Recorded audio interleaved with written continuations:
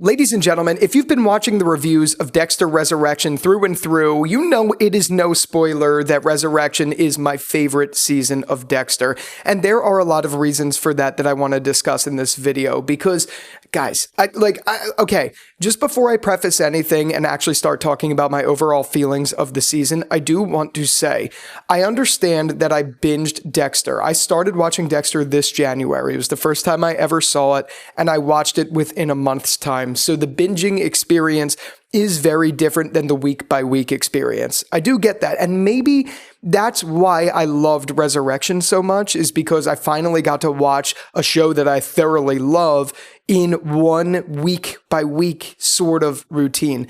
That could be it. But also in the same vein, I just think there was so much on paper here that I genuinely liked. This video isn't all positives because despite this being my favorite season of Dexter and despite this being one of my favorite seasons of TV, there are definitely some concerns that I think are 100% worth talking about. But let's start by obviously going over all of the good. This season, it just did something that was just, you can't capture it all the time. I said it in my last two videos, it's liquid dynamite. And what I mean by that is it's like, it's like lightning struck in a bottle. Dexter's formula is something that I didn't think we'd be able to repeat because Miami Metro just did it so well, especially with the ambiance, the music. Ambiance and atmosphere are like the same things, but that whole vibe of original Dexter is something that I didn't think was possible to replicate. However, I do think they genuinely did it. I think them being in New York City and Dexter being revived here and coming to this place where you could essentially be a ghost. I mean, I live right outside of New York City. So for me, walking around the streets, no one acknowledges you. It really is true. It was like in that episode where Vinny, I think his name is Vinny, he was in the trunk with Dexter and Dexter had that like thing on that made his face. I think they're called pantyhose or whatever. And someone walked by and Dexter's like, I love New York. Honestly, that is just so real. It is such a real vibe because people do not pay attention here. That's why things like that almost mass shooting event that happened recently in New York City at on 53rd Street happened is because people just ignore people walking by. It's not crazy to think that people aren't paying attention because they're not. They're just trying to get to their place. They're in their heads. They're listening to their AirPods and all of that stuff. And I love that that is the environment we're setting up for Dexter because though it's not Miami Metro, it is such a transient area that people aren't paying attention. It feels like such a natural place for Dexter to go. And also, it's just visually so much cooler to tell a story in this city, in the concrete jungle that is New York City. There are so many opportunities and so many, again, opportunities for really good shots throughout the show. And it's something that we've seen, whether it's something like Harrison in Central Park with Elsa, which we're going to talk about Elsa later because I have issues with that, or whether it's Dexter in episode 10 on the Hudson River in the boat, right with the Statue of Liberty in the background, things like that. There's just so many good opportunities that give it its own vibe that have that also like warm, good feeling that Dexter did have, at least with the Miami Metro story. Because I thought that was great. Something about, you know, the South Beach vibe of Miami in general was so strong. I didn't think we'd be able to replicate that, but I think we definitely did here. But obviously that's not the only thing that you could deliver on. The only reason I bring that up is because there's also some sentimental value for me. And I think a lot of people, because New York City is like the hub of the world. It's where everyone goes. And for me, I live here. So it's like when they're taking the F train, for instance, or whatever, and like there's the scene where it's like, stand clear of the closing doors, please. Like I hear that every day. Like those little beats for me, and I'm sure it's the same for people who live in Miami, those little beats really add to a story in ways that just make it feel special. Obviously, that's not everything, because if the show sucked and it was set in New York City, I wouldn't be talking this highly of it, but that was just an added bonus. The reason I'm talking so highly of it is because they actually were able to capture what everyone loves about Dexter in a season that didn't feel cheesy, didn't feel cheap, didn't feel overly contrived. There were certainly some moments, especially in episodes 1, 2, and I think 10 as well, where there were contrivances, and hopefully I remember to cover that later in the video. I'm just going to leave that earmark in there now, so I'm trying to talk about that. But there was overall that classic feel of Dexter where he's back as the Bay Harbor Butcher. And as a matter of fact, that reveal later when he kills the tattoo killer Neil Patrick Harris's character, and he admits himself that he is the Bay Harbor Butcher and uses the blood slide again, that was one of my favorite moments of the entire show so far, just because it's great to have that vibe back again. I missed it so much. I know you guys missed it so much as well. And it felt genuinely really, really great to see. So obviously having that vibe back is a big thing. Having that vibe in a new area too, like the aesthetic vibe of it, is also something big for sure. But it's not just that. The story that they told this season was just liquid dynamite. I keep saying it again, but liquid fucking dynamite. That's what it was. Praetor and all of the villains that came this season were really, really good. Albeit there were a couple moments in there that I did feel things were moving a little too quickly and rushed. But now that I've seen the entire season, I can't say that I think that way. I think there are things that were rushed. We're going to get to that, I promise. But not as much that. I loved the idea of there is this rich billionaire guy who is psychotically obsessed with serial killers to the point that he brings them around to his mansion, pays them good money to have a safe space to be. And that being like a buffet for Dexter to do what he does best. I think that was just absolutely magnificent to watch, see unfold. All of the words that you can imagine, all of them. It was great from start to finish with the slow introduction to Charlie and then Leon to then meeting everyone like Mia, the tattoo killer, Gemini, Al, all of those characters and all coming together and Dexter just loving it. Like I love even the little details of that where Dexter had to pretend he was red, so he had to pretend he was a vegetarian and slowly adapt in and go from there. Those details were just so great to see and to watch it unfold in a way that almost gave off like Epstein vibes. I don't know how else to describe it, but like this secret society of people, this elite society of killers doing these things, and it sounds outlandish to the public. And then like Mia hanging herself, but not actually hanging herself, things like that. Like it just gave a very like Epstein-esque feel, which I didn't think I'd ever talk about in a review of Dexter, but it kind of did. And it especially helped that it was in New York City, which is where also Epstein resided or whatever. Like those little details, I'm not trying to make this about Jeffrey Epstein, but those little details definitely helped it feel real. It made it feel like it was a part of our real culture. Like you're walking down the streets right now in New York City. Obviously, I know Dexter's a fake show, but I'm like, oh, Dexter was here. Like, you know what I mean?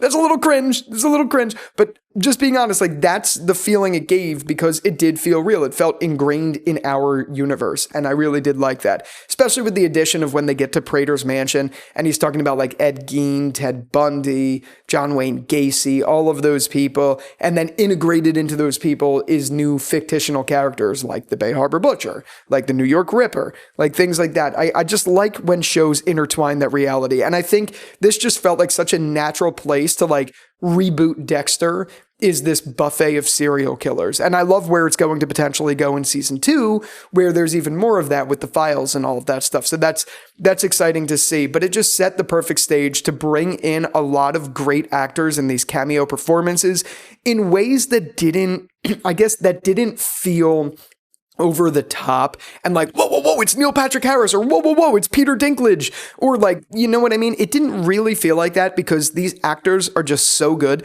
So as soon as you watch these scenes unfold, you kind of forget that Peter Dinklage was in, now of course I'm forgetting his name I can't believe I'm forgetting his name in Game of Thrones. Like you forget about his character in Game of Thrones. He's no longer that guy. He's no longer Tyrion, I should say that's his name. He's no longer Tyrion. He is Leon Praetor. That's because he's a great actor, and that's because it makes it easy to not like typecast him in those roles. I feel the same about all of the actors here. Neil Patrick Harris, very, very natural feeling. David Dastmalchian is a very natural feeling actor. Kristen Ritter is a very natural one. And Eric Stonestreet also is just, they're all very natural. They all have had very distinct roles, but they do just such a good job in these performances that I'm willing to like forget who they are. Not willing. I forget who they are because they're just that good of actors.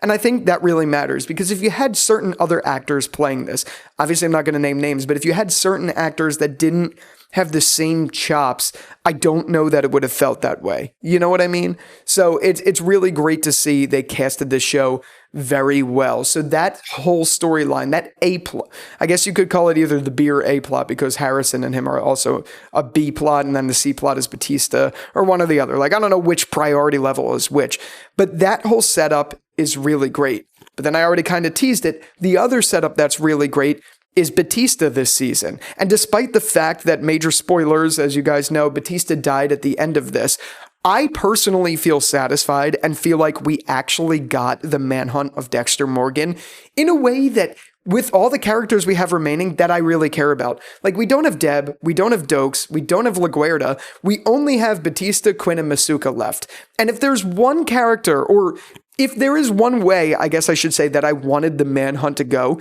it would be for Batista to find out in a heartbreaking way where he's hellbent on revenge. That is exactly what we got. So I have no reason to complain even if he died.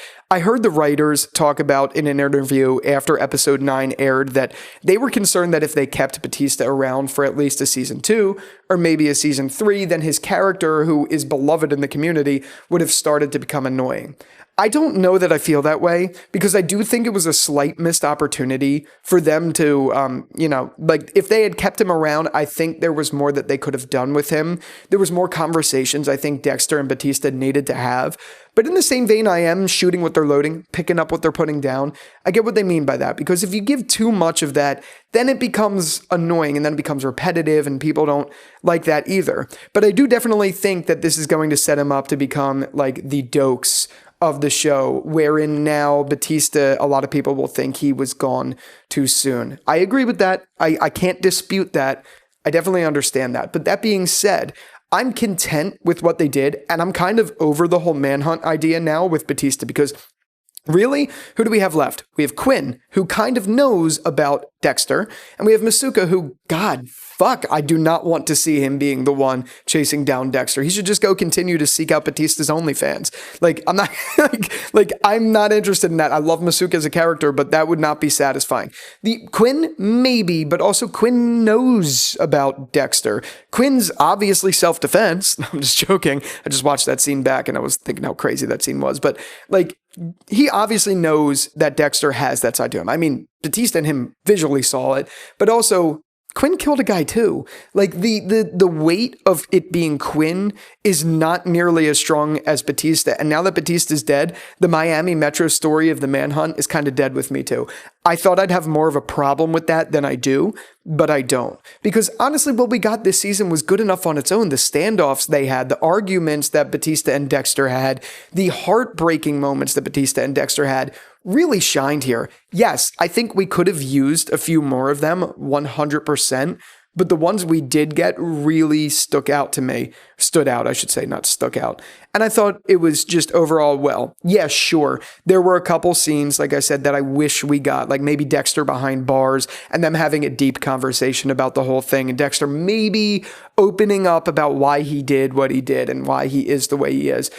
But also in the same vein, the way they paid it off at the end, where Dexter admitted to him that he didn't kill LaGuerta, he didn't kill Dokes, he didn't kill Deb, was really good in and of itself, and their conversation there is good. So the B plot being Batista on the manhunt and it ending with his death, while a little repetitive to the idea of anyone who gets close to Dexter dies, served the story well, and also was a creative and unique sort of spin on the idea of anyone getting close to him dying. Because this one, Batista is, if there is one person, Batista is the guy that Dexter cares about the most, especially out of everyone in Miami Metro, aside from Deb, really. So for this to happen, for it to be like his brother, there's a lot more different emotional weight there than there was with Dokes, who hated him, with LaGuerta, who was flirty with him and then hated him. You know what I mean? This is just a different vibe. This was his best friend, who, by the way, his best friend discovered that after years of thinking he was dead, declaring him dead and all of that stuff, discovered he was alive, discovered he probably killed LaGuerta, and that he's been hiding the fact that he's been the Bay Harbor Butcher all along. You know what I mean? So there's a lot of different weight there than it was with the others. You could call it repetitive all you want. I don't think that's the case. So again, we have two things, A plot, B plot. We have A plot being Prater, B plot being Batista. Both of those were absolutely incredible. And then the other thing, the biggest thing that surprised me about this season was Harrison. Harrison, even though for me, in New Blood, he was never a character that I disliked. I liked Harrison the entire time from start to finish of the show, but this season turned him into a fan favorite character of mine, up there with, I don't know if I'm going to go as far as to say up there with like a Deb, but like, you getting what I mean? Like, he is a very solid character. I love what they did. I love the regression they made of his character from New Blood, despite me actually liking what they did with him in New Blood.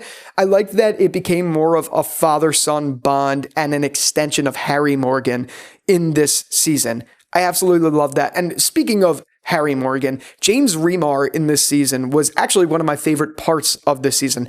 I didn't realize how missed he was in New Blood for me, but like Deb, as much as I love Deb, her being the surrogate for James Remar as Harry when Dexter was like talking to the ghost, it just didn't work for me. I loved Deb, so seeing her back was good, but like she was just so angry in those comebacks and screaming at him and all of that stuff. It didn't feel like Dexter, and that's kind of scary because these actors are getting old. What if they retire or God forbid something happens to them and like they can't do these scenes anymore because Remar is just so fucking good as Harry Morgan. It's absolutely insane. I loved every addition to him, even like as far as in episode 10 where Dexter's walking by to go down and get Prater and he's like, get that fucker. Like those little things mean so much, and it being Harry and also being the trio, like being Harry, Dexter, and Harrison was just so genuinely so wonderful, something that I loved. Like all of those pieces are just so great. And I honestly, with Harrison Morgan, I could watch more of him now and feel like I'm pretty sure at the time they were considering doing a Harrison Morgan spinoff. And now after seeing season 1 of Dexter Resurrection, I'm kind of convinced that they could make something work because they really rewrote his character in a way that I find it to be impossible to have a real problem with. There were a couple moments where it was just a little bit like, okay, I'm going to forget about everything that happened now, like unconditional love, which is a little questionable, but again, it's a father-son. He was lacking his father the whole time, like all of that stuff. So I kind of get that. But in general, I liked it. So you have 3 big things going on. Like I said, you have Leon, you have Batista, and you have Harrison. And all 3 of those aspects worked. Every single one of them. Now, with all of those pros, because this was my whole pros, with all of those, I do genuinely think this was the perfect season of Dexter. Again, that's not without its flaws, which we're about to start to talk about, but just to put a bow on this, with all of those flaws, any cons I have are significantly outweighed. Like, let me look at the frame. If this is the pros, the cons are like here. You know what I mean? They're just so night and day different from one another that I don't really care, but these are things that I can't ignore and things I want to talk about. So the first thing in the cons that we're going to talk about is the fact that the show did in some ways have a pacing problem. It started out really solid. It started out a little slower than what we got, but it started out really solid establishing everything. Then once the killers started to come into the mix, it started to really pick up the pace. We got 1 kill every episode, which on one hand of the pros, I thought was really good. But on the other hand, while I was watching it, it definitely concerned me a little bit because I was like, well, why are they doing all of this now? Like, what is this building to? Obviously, I know we have to get to Prater somehow. I get that. But in the end of the day, like, things just moved so quickly. And there wasn't just a problem with the Prater storyline. It was definitely a big problem with Blessing Kamara. Blessing was a character, even though I did enjoy him, I found him to be a little annoying. But the reason I found him to be a little bit more annoying than anything is it's extremely hard to believe, even in a city where you can meet people pretty quickly, that Dexter would find this guy in a Euro car or whatever they call it instead of an Uber, find him in an Uber who looks just like the dark passenger, and then out of nowhere, they just hit it off so well that he invites him to a party and like days later, he's moved into his basement. That was just way too unbelievable. Like, no matter what you say, that was way too unbelievable. I've been working with my coworkers where I work now for 2 years, and it took like months for us to form a very solid relation. You know what I mean? Like, or like just coming to a new area and meeting people is not that easy. But I get it. They had to serve the story, so they had to bring him in. But that's where we do also get into another con is Blessing Kamara. Like, I liked his character. I did. But they showed too much of him, and it just became that he was a red herring. Like, it genuinely was, because everyone started to believe that he was not the Bay Harbor Butcher, Jesus. Everyone started to believe that he was the New York Ripper, or that he had a dark side, or that, like, something was going to happen to him. but nothing did. So they just wasted a lot of screen time on him, which, again, not exactly a problem because I did enjoy the character. He had a sense of joy to the show that I really thought was needed. He was a good addition in that regard.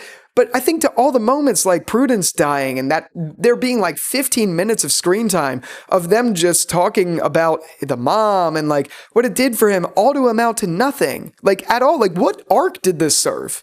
It really didn't serve any. I guess the only thing you could say about it is at the end when Dexter's reflecting in episode 10 that he's saying like he needs people like Blessing in his lives to be more human. But dude, he just met him. Dexter is also part psychopath. Do you really think Dexter cares that much about Blessing? Like, let's be real about that. It just doesn't make that much sense to me. And I know I'm not alone in that. I know that's been a general consensus amongst the community, but it is true. And it's nearly impossible to ignore. You spend so much time with this character all for what? Like, I genuinely can't figure out what you spend all of that time for. It just doesn't make sense. So that's one of the big cons for me. Another one of the big not a big con, but definitely worth talking about is Elsa. It's the same sort of idea here. Elsa was a character I thoroughly enjoyed in this show. I thought she was great, and I liked every addition they had with her and Harrison. It helped Harrison become more human. It helped him become more just like a good character that we could follow. And it seemed like they were setting up a true love story there, which I still think there might be something on the table there for that. But it seemed like they were setting up something really solid for the two of them, all for her to just completely fucking disappear. Like, what happened to her? Like, she was in a lot of the episodes. They were showing a progression. They were showing Harrison try to kiss her because he likes her.